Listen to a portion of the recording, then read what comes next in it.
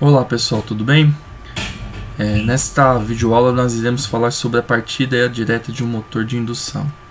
Então, a partida direta de um motor de indução é um método mais simples que nós temos hoje a ser empregado para um acionamento de motor. Nesse método não há necessidade de dispositivos especiais para acionar o motor. São apenas usados contatores, disjuntores ou chaves interruptoras para acionar o motor. Basicamente, a partida direta seria o que? Você faz o fechamento do seu motor de acordo com a tensão nominal da rede, a tensão de linha, e você aplica as fases diretamente no motor para o motor funcionar. Tá? Mas existem alguns pré-requisitos e fatores impeditivos que devemos nos atentar antes de adotar uma partida direta. Quais são os pré-requisitos? Corrente nominal da rede tão elevada que a corrente de partida do motor não é relevante. Corrente de partida do motor de valor baixo, porque sua potência é pequena. Então, esses dois pré-requisitos estão relacionados justamente com a potência do motor a ser empregado. Então, eu vou utilizar motores de pequena potência que não fazem diferença se eu partir ele de forma direta, que ele não vai ter efeitos notórios durante o funcionamento do seu motor. Então, é um motor que, quando eu parto, a corrente de partida vai ser pequena, que não vai causar distúrbios nos equipamentos da minha instalação. Outro requisito também importante é a partida sem carga do meu motor. Isso reduz o tempo de duração da corrente de partida e, consequentemente, atenua os efeitos sobre o sistema de alimentação. Então, partir o motor sem carga é justamente o que? Ou ele rodar em vazio, ou ele com uma carga muito inferior à sua capacidade nominal. Então, o motor, para poder partir, ele tem que, além de vencer o conjugado resistente, que é o peso do rotor, ele tem que também vencer o conjugado resistente, que é acoplado ao seu eixo. Então, isso deve ser levado em consideração quando eu for fazer uma partida direta, para que eu não tenha problemas quanto à interferência na alimentação dos meus equipamentos. E isso é sentido principalmente em lâmpadas e equipamentos eletrônicos, que podem causar até mesmo danificação desses equipamentos. E os fatores impeditivos? A questão da potência do motor, ela tem um limite estabelecido pela concessionária. No caso aqui em Guarulhos, o limite em baixa tensão é de até 5 CVs para eu poder utilizar a partida direta. Acima disso, eu preciso utilizar sistemas de compensação de partida, que possa atenuar o efeito da corrente de partida. E a carga a ser movimentada necessitar de acionamento lento e progressivo. Então, outra questão que impede uma partida direta, que a partida direta não faz esse tipo de situação. Aplicações para a partida direta. A partida direta ela é muito aplicada em âmbito residencial, comercial e até mesmo industrial, principalmente quando nós temos pequenas aplicações. Eu coloquei duas aplicações muito cotidianas em prédios, casas, que no caso é a partida de pequenas bombas d'água e partidas de motores de portão automático. Bombas, no caso aqui você tem uma bomba que é uma bomba periférica. Ela tem a função de pegar água da rua e mandar para uma caixa no nível superior. Isso é muito utilizado em prédios ou até mesmo em casas que tem mais pavimentos na parte superior. E essa bomba aqui ela também é ligada de forma direta. No caso pode ser monofásica ou trifásica de indução. E a partida de motores de portão automático ele entra na questão da reversão. Porém, tanto no sentido direto ou reverso, ele quando é acionado o portão, ele é diretamente conectado à rede elétrica. Então é um outro exemplo de partida direta que nós utilizamos tanto em residências como prédios e indústrias. O conjugado do motor de indução. Nós temos aqui, pessoal, uma curva de velocidade versus torque ou corrente, onde nós temos a linha contínua, que representa o nosso torque do motor de indução.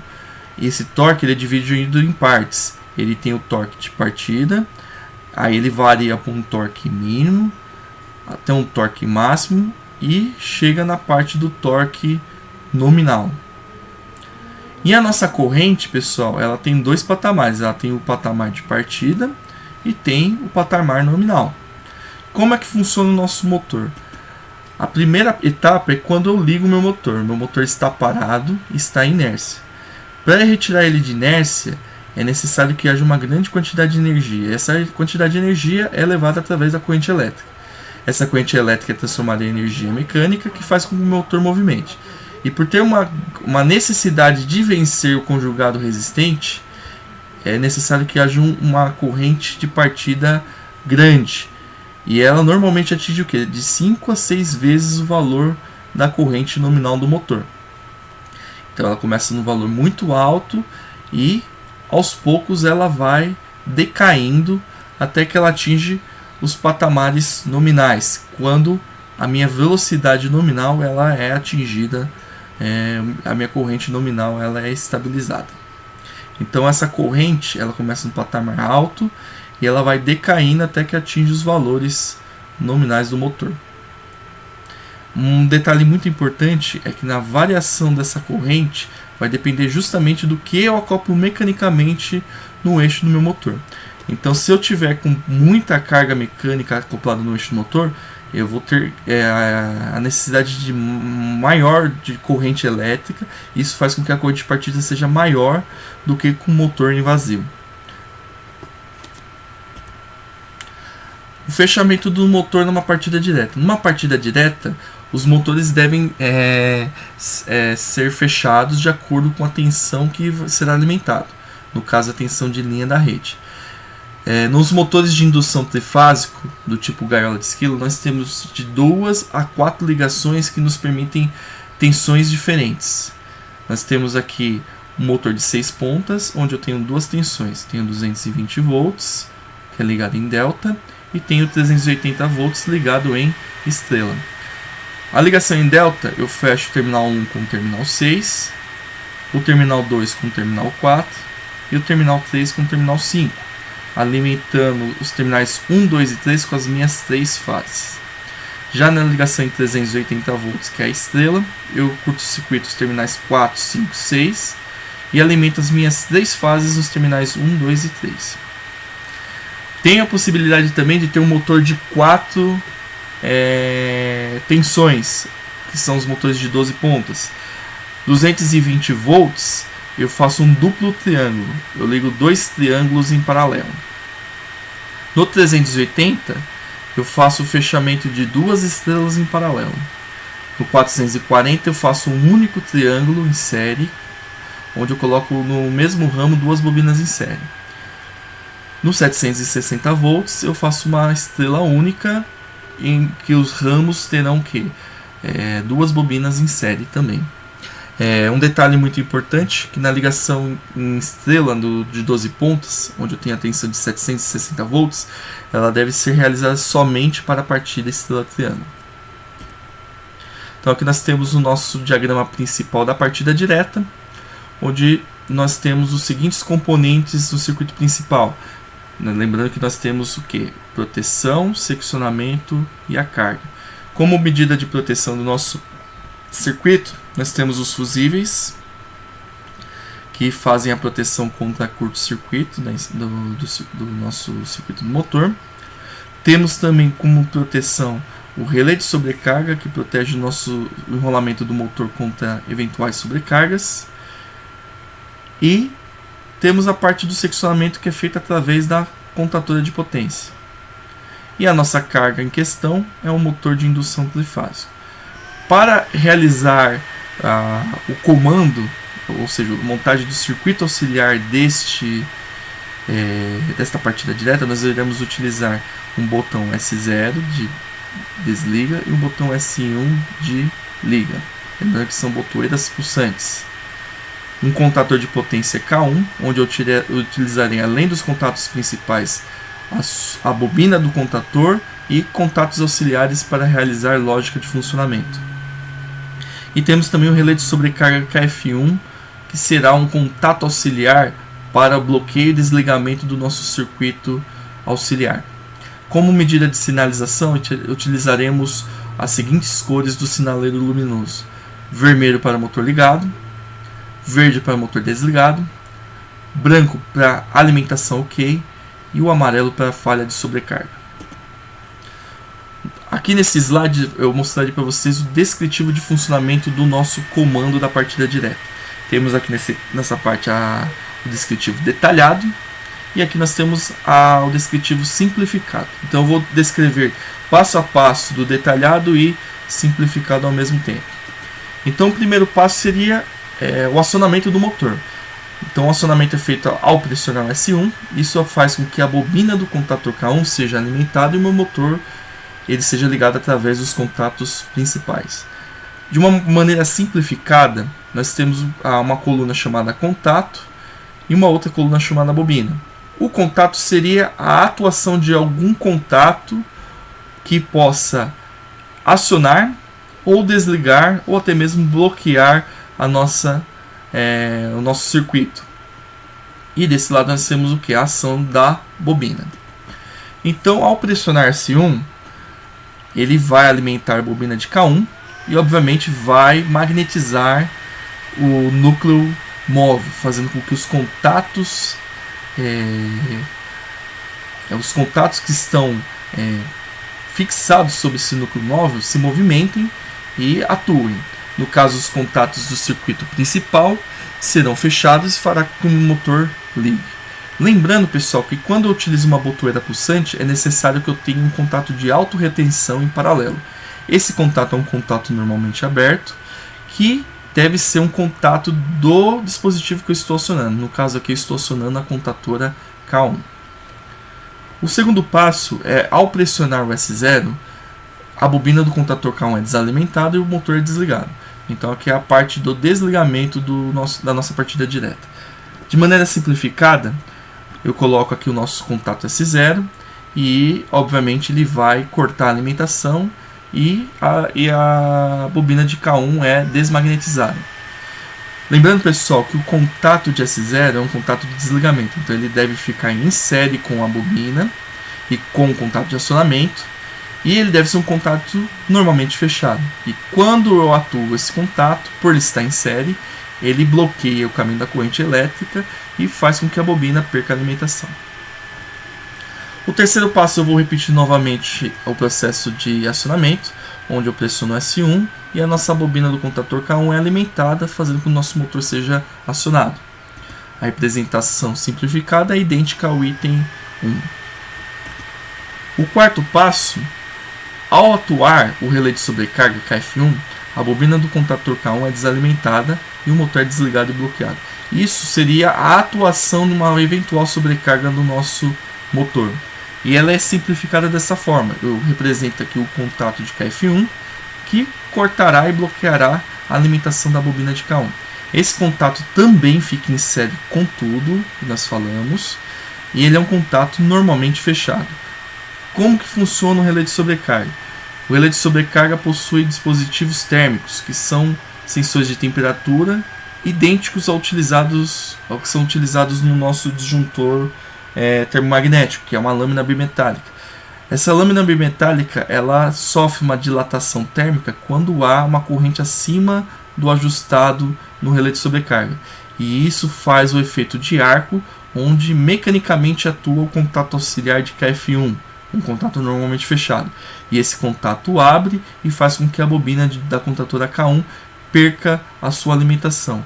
E isso faz com que o circuito principal seja seccionado numa eventual sobrecarga. Bom, pessoal, vamos fazer a simulação da partida direta. Irei aqui utilizar o software KDSIMU 3.0 para poder mostrar para vocês como funciona a partida direta. Para montar o nosso circuito, irei primeiro montar o circuito principal, justamente seguindo aqueles conceitos que nós vimos na aula de diagramas. Então nós temos que lembrar que no circuito principal nós devemos ter a proteção, seccionamento e a carga. Então a primeira coisa nós vamos adotar uma alimentação. Nesse circuito nós iremos utilizar uma alimentação trifásica com um terminal de aterramento. Então colocarei aqui os bornes de alimentação na parte superior do nosso diagrama. E agora nós iremos colocar o sistema de proteção.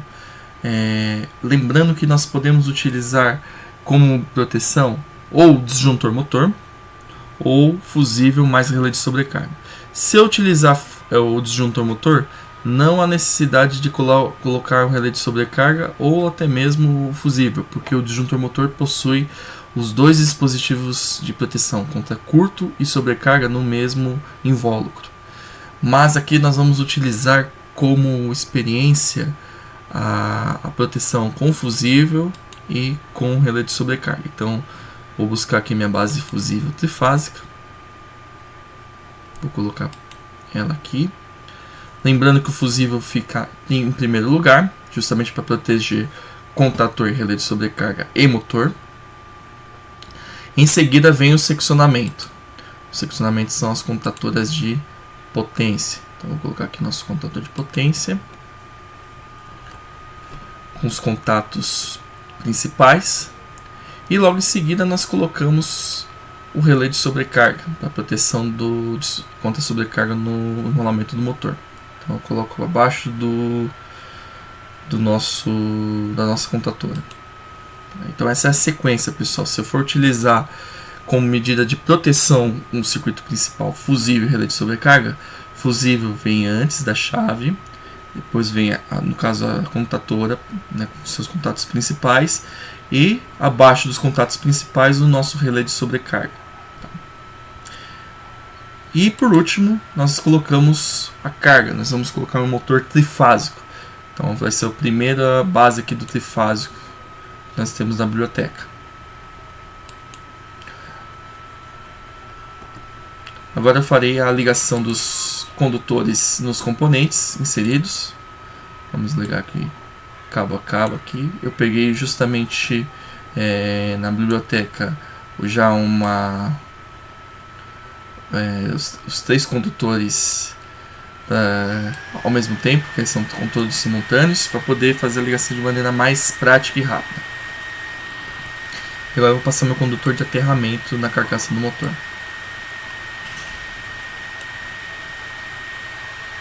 Com isso nós temos nosso circuito principal montado. Tá? Lembrando que o nosso circuito, como que ele funcionará? Ele tem um botão de liga e um botão de desliga. Então quando eu apertar o botão de ligar, ele vai magnetizar a bobina e vai fechar os contatos principais da contatora de potência, fazendo com que o motor rode no sentido de acordo com a sequência de fases. Lembrando que o motor de indução trifásico, a sequência das fases determina o sentido de rotação. Se houver uma sequência positiva, como está aqui, L1, L2, L3, o meu motor vai rodar no sentido horário. Se eu invertesse duas fases, eu tornaria uma sequência negativa. Isso faz com que haja a mudança do sentido de rotação do motor, no caso do sentido anti-horário. Agora eu vou nomear os tags dos meus componentes do circuito principal. Vou chamar aqui de fusível número 1, essa base trifásica. Contatora de potência, irei chamar de K1, conforme tinha solicitado no projeto. E o nosso relé de sobrecarga de KF1. Um detalhe importante, pessoal, que às vezes os alunos se confundem. Na hora ele monta tudo certinho o circuito e vai simular e o circuito não funciona. É muito importante empregar os nomes dos componentes. Os nomes são os tags, tá? Então, normalmente nós falamos que falta tag no componente é justamente o que? O nome do componente no diagrama. Então agora nós iremos para o nosso circuito auxiliar. Para o circuito auxiliar eu irei adotar também fusíveis. Vou colocar aqui uma base bipolar de fusível. Então eu colocarei um comando de 220 volts. Lembrando, pessoal, que circuito de potência e circuito auxiliar nem sempre tem a mesma tensão. O circuito auxiliar normalmente tem uma tensão inferior ao circuito de potência. Porém, existem situações que utilizam a mesma alimentação, mas para no caso, o mesmo nível de tensão para o circuito auxiliar do que é usado no circuito de potência. Isso acontece muito em edifícios, prédios residenciais, quando eu preciso ligar uma bomba. Então é muito comum utilizar a mesma limitação, porque às vezes é muito caro você implementar fonte chaveada, comprar bobinas em corrente contínua para o meu comando, e fica mais em conta montar um circuito totalmente CA, porque eu uso menos componentes do que num circuito CC. Óbvio que tem vantagem e desvantagem você usar CC e CA, mas no caso aqui a gente vai só falar da partida direta. Então vamos para a partida direta. Lembrando que na partida direta nós temos como elementos do circuito auxiliar proteção, desligamento, acionamento e atuação. Como medida de desligamento, nós colocamos no descritivo anterior o relé de sobrecarga, que é F1, onde eu vou colocar um contato auxiliar desse relé, que está aqui na biblioteca de botões. Lembrando que o relé de sobrecarga deve ser utilizado um contato auxiliar NF. Quando ele atua, ele abre o contato. Agora eu irei utilizar um botão de desligamento. Insere também com relé de sobrecarga. Lembrando, pessoal, que todo dispositivo de intertravamento e desligamento ele deve estar em série com os elementos do circuito, tanto de acionamento quanto atuação. Justamente porque num circuito em série, qualquer elemento que for interrompido, que for atuado, interromperá o fluxo de elétrons e isso faz com que o circuito seja desligado. Então o circuito série é um circuito dependente. Agora o próximo passo é o acionamento. Para o acionamento eu irei utilizar um botão pulsante, que no caso é um botão pulsante normalmente aberto. Então desligamento normalmente fechado e acionamento normalmente aberto. E agora chegamos na parte da atuação, onde eu utilizarei uma bobina. Então colocarei em série com tudo isso uma bobina da contatora. Ela que vai realizar a atuação através dos efeitos eletromagnéticos. Vai ligar e desligar o meu circuito principal.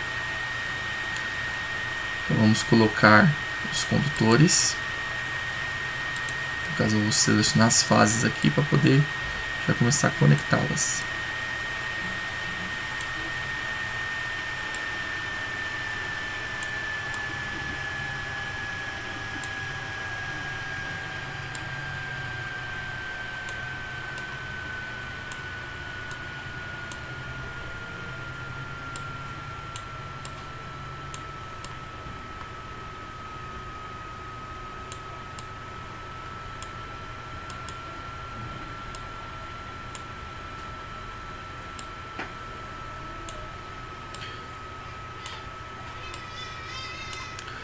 Um detalhe muito importante é que como nós estamos atuando a bobina com um acionador pulsante, devo lembrar que para atuadores pulsantes eu preciso de uma retenção. E essa retenção é feita através de um contato de autorretenção, conhecido como selo. Então o contato de autorretenção seria um contato normalmente aberto, ligado em paralelo com o meu acionador pulsante. E esse contato ele deve ser justamente o contato do dispositivo que eu estou atuando. No caso aqui do nosso circuito, eu estou atuando o contator K1. Então, nosso contato auxiliar tem que ser um contato NA de K1. Agora nós estamos com o nosso circuito auxiliar montado, onde eu preciso colocar os nomes de cada um dos componentes. Então vamos lá. O contato auxiliar do térmico eu devo chamar com o mesmo nome do dispositivo do circuito principal, KF1. O botão de desliga é o botão S0. O nosso botão de ligar é o S1. A bobina da contatora que a gente está utilizando é a contatora K1. E o contato de autorretenção também é um contato de K1. Então nós temos aqui já a nossa partida direta montada. Com tudo conectado e nomeado corretamente, nós podemos ir para a simulação. Na simulação eu vou utilizar esses dois botões. O botãozinho verde ele liga a simulação e o vermelho paralisa a simulação. Então vamos ligar a simulação aqui. Nós já temos a alimentação até aqui no nosso botão S1. Eu vou só ampliar aqui para vocês verificarem com maior clareza. Então vamos lá. Ao apertar S1, ele vai magnetizar a bobina de K1 e obviamente isso vai criar polos e fazer com que o núcleo móvel do contator se movimente e seja atracado. Isso faz com que todos os contatos dentro da contatora K1 se movimentem. Quem está aberto fecha, que é no caso do contato de autorretenção, e dos contatos principais de potência do contator. E com isso, o nosso motor ganha movimento porque eu conecto as 3 fases nos terminais U1, V1 e W1. Como eu tenho o contato de autorretenção em paralelo, ao soltar o botão S1, ele mantém a alimentação pela sua bobina já estar magnetizada e ele permitir esse caminho de alimentação para a minha bobina. Para desligar o nosso circuito, basta apertar o botão S0. Como o S0 está em série com o KF1, com o acionamento e com a bobina, no circuito série nós sabemos que é um circuito dependente, onde um elemento depende do outro. Se eu interrompo um elemento, todo o fluxo de elétrons é interrompido. E isso faz com que o meu circuito seja desligado. Vou acionar novamente o S1, ele liga o nosso motor, e agora eu vou simular uma sobrecarga. Ao pressionar o térmico do KF1, ele faz com que o contato auxiliar de KF1 seja aberto, interrompendo o fluxo de elétrons da bobina e fazendo com que a bobina desmagnetize. Isso faz com que os contatos de selo e os principais sejam abertos, retornem à sua condição original. Então nós temos agora o motor desligado e atuado através da sobrecarga. Então o relé de sobrecarga ele manda um sinal mecânico para o contato auxiliar que está conectado no circuito auxiliar, e esse contato do circuito auxiliar que desliga o nosso motor através da contatora K1. E também posso simular a atuação do fusível. Ao clicar o fusível F1, ele simula um curto-circuito e obviamente desliga o nosso circuito principal.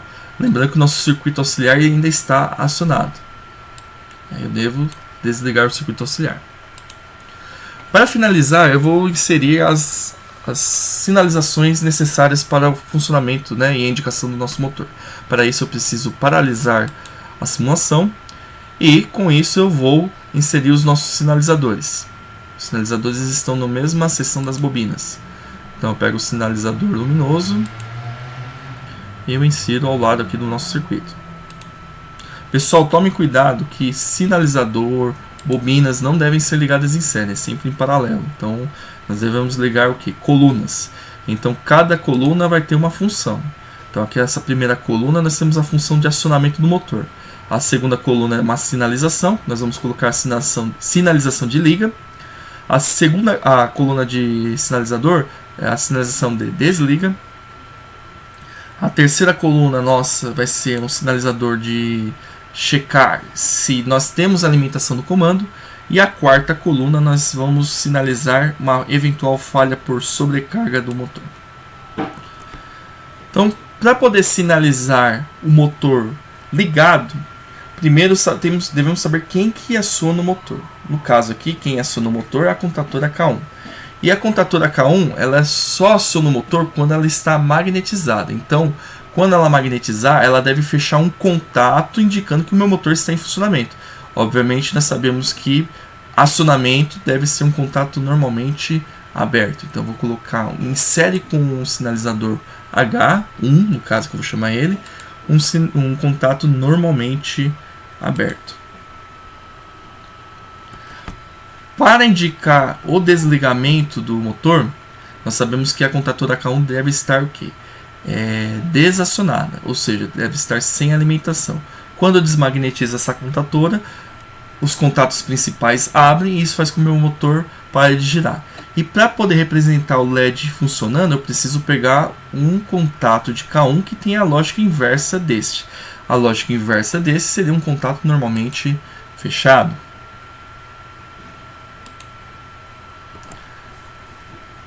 Quando falamos em alimentação OK, a alimentação OK dependerá justamente do que sai da nossa proteção, ou seja, dos terminais 2 e 4 da nossa base fusível. A nossa base fusível, que eu vou chamar de fusível 2, ela vai enviar as duas fases, uma no terminal X1 e a outra no terminal X2 desta lâmpada H3. E por último nós temos a sobrecarga. Quando que nós teremos sobrecarga? Quando o relé térmico atuar. Quando a lâmina bimetálica detectar uma corrente acima da nominal, ela vai gerar o efeito do arco e mecanicamente ela atua os contatos auxiliares atrelados a ela. No caso, o contato auxiliar NF e um contato NA. Esse contato NA ele será fechado, onde eu posso indicar que houve a falha por sobrecarga. E esse contato está justamente na parte das botoeiras, que é o contato NA aqui. Eu colocarei também em série com o nosso sinalizador. Agora nós iremos mudar os nomes dos componentes, se atentando, pessoal, a um simples detalhe. Vejam que eu tenho dois contatos de K1, 13 e 14. Tomem um cuidado, pessoal, porque fisicamente isso não funcionaria. Eu devo o quê? Se eu já estou usando um contato de K1 para uma outra função, este contato não pode ser mais o mesmo que esse aqui, no caso 13 e 14. Eu devo mudar a numeração dos seus terminais. Aí eu devo pegar uma numeração próxima que seja NA. No caso aqui nós temos o que? O contato 23 e 24. Justamente porque cada contato faz uma função. O contato 13 e 14 de K1 ele tem a função de autorretenção da bobina. E o contato 23 e 24 ele indicará que o meu motor está ligado. Já o contato de K1 fechado, ele não foi utilizado ainda, então eu posso utilizar o que veio direto da biblioteca, do CAD-SIMU. Devo alterar também aqui a nomenclatura do tag do contato auxiliar do térmico. Vou colocar KF1 conforme coloquei no circuito principal. E ele é um contato normalmente aberto com os terminais 97 e 98. Então, só lembrando, pessoal, que o térmico ele tem uma nomenclatura própria nos terminais. 95 e 96 é normalmente fechado e 97 e 98 normalmente aberto.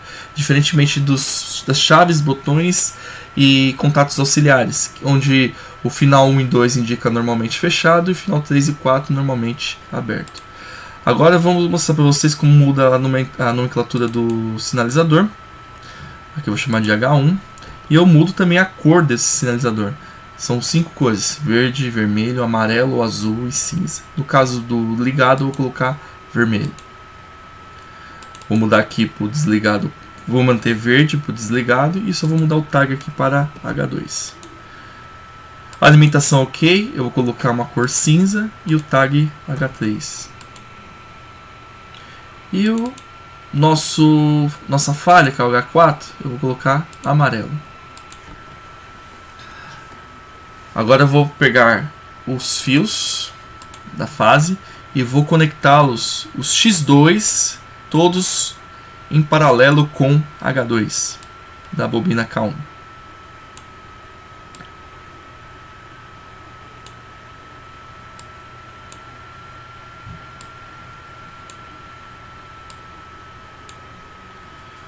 Um detalhe importante que eu preciso colocar o nó para poder garantir a minha conexão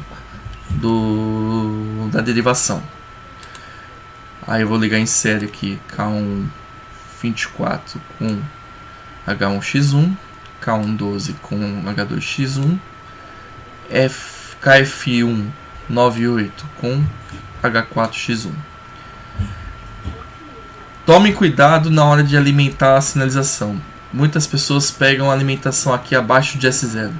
Não é indicado, porque qualquer atuação do desligamento você perde a sinalização do seu circuito.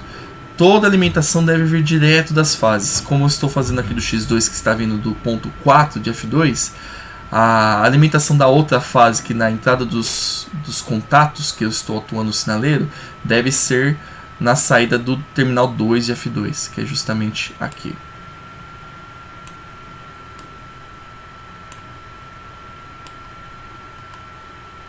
Com isso eu vou ligando as derivações de cada uma das colunas.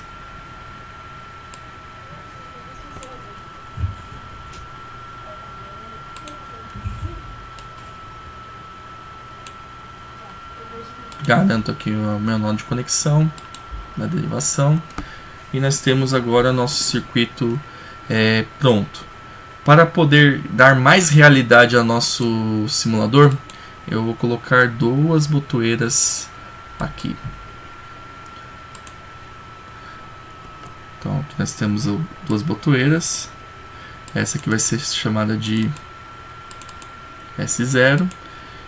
E eu posso colocar cor também. Eu vou colocar uma cor vermelha para o desligamento. Desligamento de botão é vermelho. E a cor do motor desligado deve ser representada verde no sinaleiro. Esse é um padrão da IEC. O acionamento, os botões têm cores inversas da sinalização.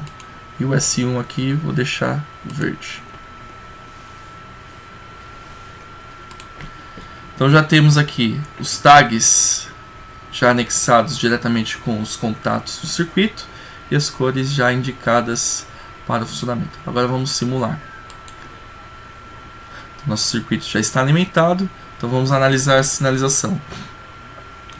H1 motor ligado, obviamente está desligado o motor, então o sinaleiro está apagado. H2 motor desligado, então vocês podem ver que o nosso motor está desligado, o contato K1 já indica que o motor está parado, então o sinaleiro verde está aceso. O H3 indica que tem alimentação no meu comando. Esse sinaleiro aqui é muito importante numa manutenção ou até mesmo para poder certificar dos problemas que ocorrem numa máquina.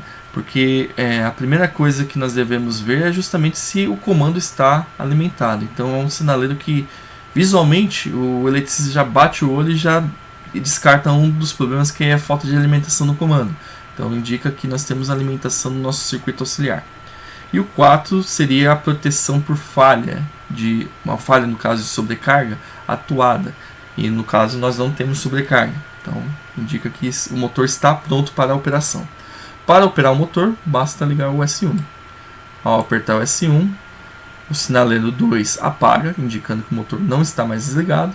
E o H1 acende, mostrando que o nosso motor está em funcionamento. O S0 desliga o circuito, alternando o H1 para o H2. H1 indica motor ligado e H2 motor desligado. Vou novamente acionar o nosso motor. Agora eu vou fazer a falha por sobrecarga. Então imagine que o nosso térmico atuou e isso fez com que o nosso circuito fosse desligado, alternando o sinaleiro H1 para H2, e atuou o nosso sinaleiro H4, indicando que nós temos uma falha por sobrecarga no nosso motor.